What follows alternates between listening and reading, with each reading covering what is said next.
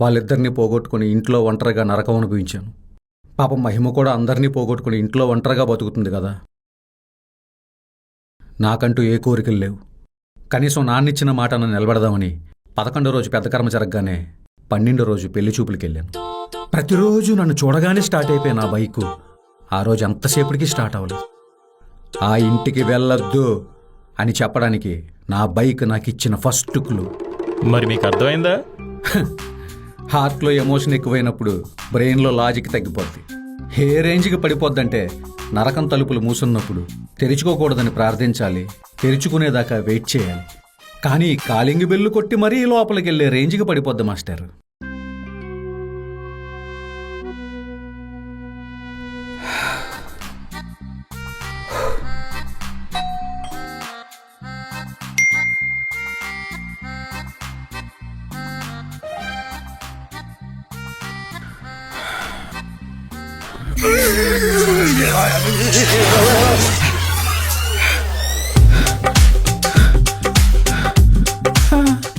Door no పట్టుకుంటే shock ఎందుకు కొట్టింది?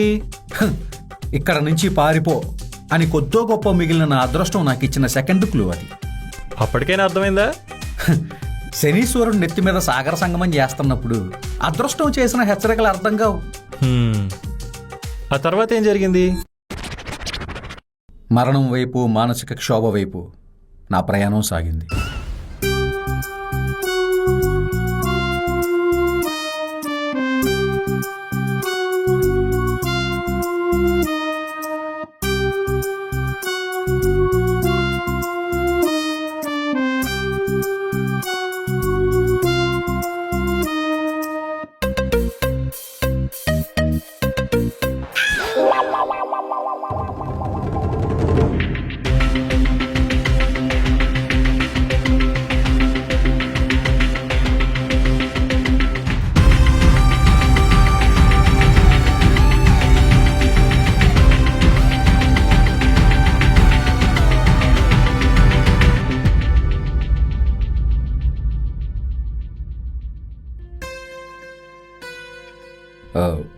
మీకు తెలుసు, మన ఇద్దరి పెళ్లి జరగాలన్నది మీ అమ్మగారు మా నాన్నగారి కోరిక.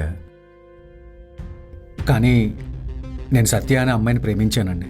ఆ విషయం మీకు మెసేజ్ కూడా పెట్టాను కదా.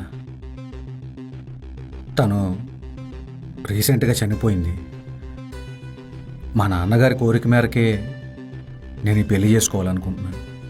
మీకు ఈ పెళ్లి ఇష్టం లేకపోతే చెప్పండి, ఐ అండర్స్టాండ్.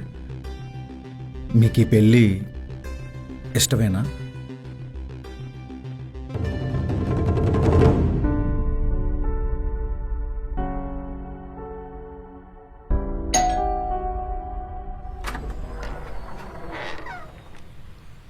ఎవరు కావాలి?